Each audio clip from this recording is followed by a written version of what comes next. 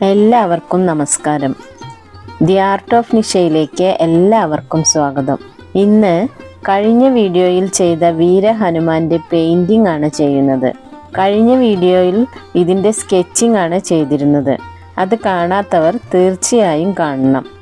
ആ വീഡിയോയുടെ ലിങ്ക് ഞാൻ ഡിസ്ക്രിപ്ഷനിൽ കൊടുത്തിട്ടുണ്ട്. ഹനുമാൻ ശിവഭഗവാന്റെ രുദ്ര അവതാരമാണെന്ന് പറഞ്ഞിരുന്നല്ലോ. അതുകൊണ്ട് തന്നെ കുട്ടിയായിരുന്ന ഹനുമാൻ ശിവാനുഗ്രഹത്താൽ പെട്ടെന്ന് തന്നെ കൗമാരക്കാരനായി മാറി. 60 നാഴികകൾ കൊണ്ട് വേദങ്ങളും ശാസ്ത്രങ്ങളും പഠിച്ചു. ഗുരുവായി സ്വീകരിച്ചത് സാക്ഷാൽ സൂര്യഭഗവാനെ ആയിരുന്നു. എല്ലാം പഠിച്ച ശേഷം ഗുരുദക്ഷിണയായി എന്താണ് വേണ്ടതെന്ന് സൂര്യദേവനോട് ഹനുമാൻ ചോദിച്ചു.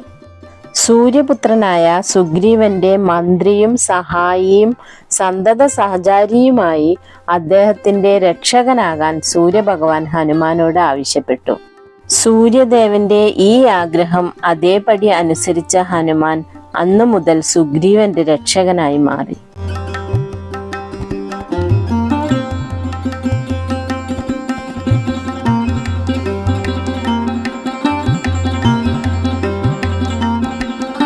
സീതാദേവിയെ സ്വന്തം മാതാവായാണ് ഹനുമാൻ കണ്ടിരുന്നത്. ഒരിക്കൽ സീത നെറ്റിയിൽ സിന്ദൂരം തൊടുന്നത് കണ്ട ഹനുമാൻ എന്തിനാണ് നെറ്റിയിൽ സിന്ദൂരം തൊടുന്നതെന്ന് ചോദിച്ചു.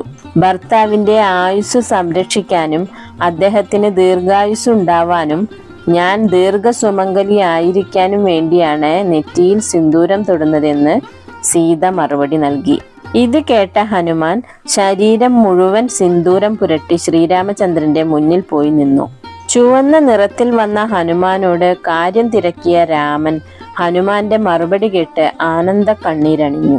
ഹനുമാന്റെ ഉത്തരം ഇതായിരുന്നു: സീതാമാതാവ് നെറുകയിൽ സിന്ദൂരമണിയുന്നത് പ്രഭുവിന്റെ ദീർഘായുസ്സിനു വേണ്ടിയാണെന്നറിഞ്ഞു. അതിനായാണ് ഞാനും ശരീരം മുഴുവൻ സിന്ദൂരം പൂശിയത്. എൻ്റെ ഭഗവാനായ അങ്ങ് ഒരുപാട് വർഷം ജീവിച്ചിരിക്കണം. ഇതിനാലാണ് ഭക്തരെല്ലാവരും ഹനുമാന്റെ വിഗ്രഹത്തിൽ സിന്ദൂരാർച്ചന നടത്തുന്നത്.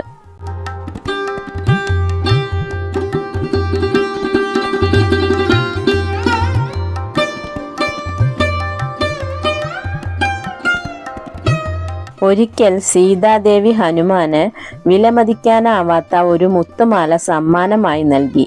ഹനുമാൻ ആ മാലയിലേക്ക് ഉറ്റുനോക്കി. അതിൽ നിന്നും ഒരു മുത്തെടുത്ത് 2ആയി വിഭജിച്ചു. എന്നിട്ട് വലിച്ചെറിഞ്ഞു. ഇങ്ങനെ ഹനുമാൻ എല്ലാ മുത്തുകളും വലിച്ചെറിഞ്ഞു. സീതാദേവിക്ക് വല്ലാത്ത വിഷമമായി. എന്തിനാണ് ഇങ്ങനെ ചെയ്തതെന്ന് ഹനുമാനോട് സീതാദേവി ചോദിച്ചു. ശ്രീരാമനില്ലാത്ത ഒന്നും അദ്ദേഹം സ്വീകരിക്കില്ലെന്നായിരുന്നു ഉത്തരം. എന്നാൽ നിന്റെ ശരീരത്തിൽ ശ്രീരാമനുണ്ടോ എന്ന ദേവിയുടെ ചോദ്യത്തിനുള്ള ഉത്തരമായി ഹനുമാൻ പറഞ്ഞത്, ശ്രീരാമചന്ദ്രൻ എൻ്റെ ശരീരത്തിലില്ലെങ്കിൽ ആ ശരീരവും ഞാൻ നശിപ്പിച്ചു കളയുമെന്നായിരുന്നു. തുടർന്ന് അദ്ദേഹത്തിന്റെ ഹൃദയം പിളർന്നു കാണിച്ചു. ഹൃദയത്തിനുള്ളിൽ ശ്രീരാമചന്ദ്രനെയും സീതാദേവിയെയും കണ്ടു. സീതാദേവി ആനന്ദ കണ്ണീരണിഞ്ഞു.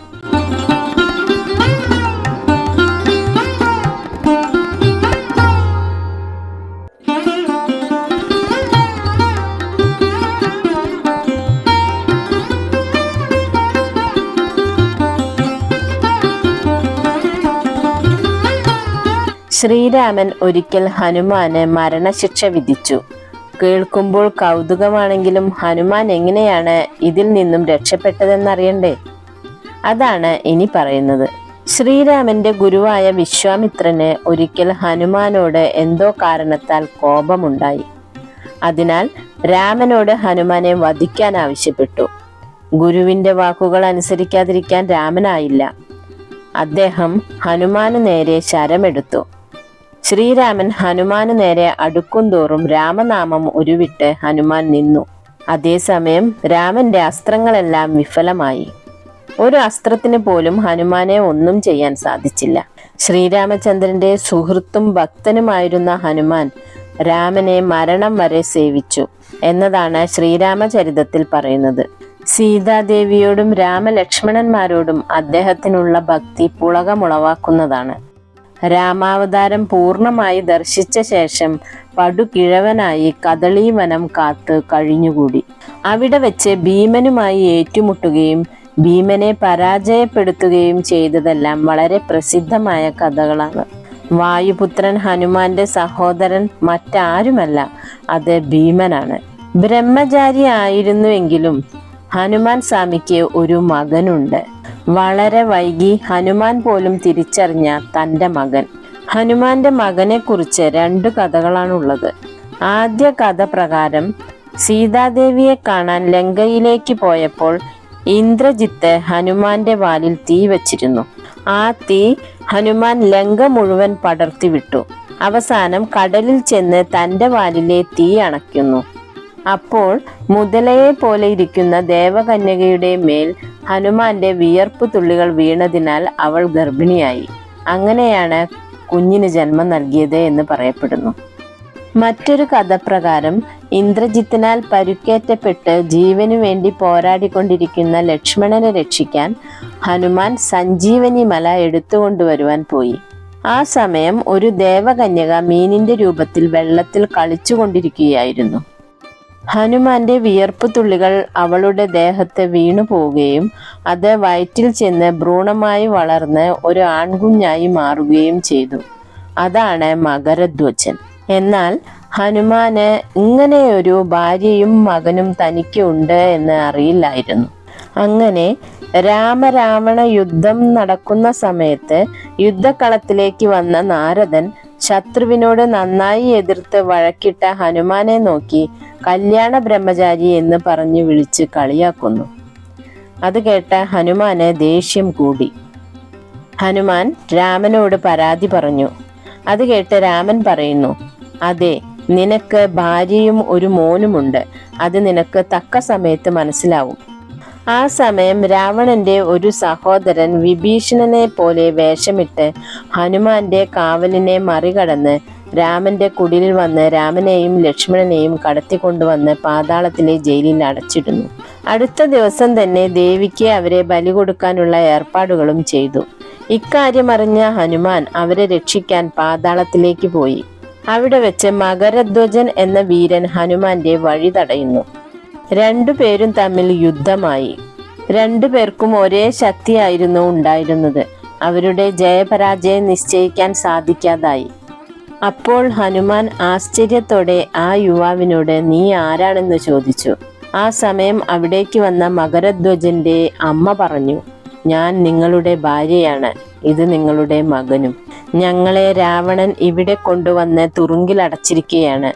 നിങ്ങൾ വേണം ഞങ്ങളെ രക്ഷിക്കാൻ. ഇതറിഞ്ഞ ഹനുമാൻ പഞ്ചമുഖ ആഞ്ജനേയ രൂപം കൈക്കൊണ്ട് രാവണന്റെ അനുജനെ വധിച്ചു. പിന്നീട് എല്ലാവരെയും അവിടെ നിന്ന് മോചിപ്പിച്ചു.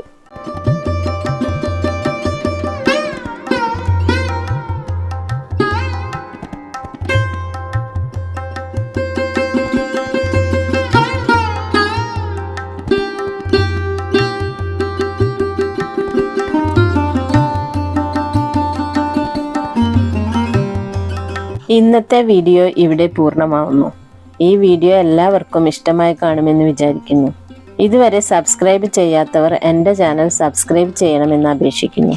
കൂടാതെ ചിത്രകലയെ ഇഷ്ടപ്പെടുന്ന നിങ്ങളുടെ കൂട്ടുകാർക്ക് ഈ വീഡിയോ ഷെയർ ചെയ്യാനും മറക്കരുത്. നിങ്ങളുടെ വിലയേറിയ അഭിപ്രായങ്ങൾ കമൻറ്റ് ബോക്സിൽ രേഖപ്പെടുത്തുക. നന്ദി, നമസ്കാരം. Thank you.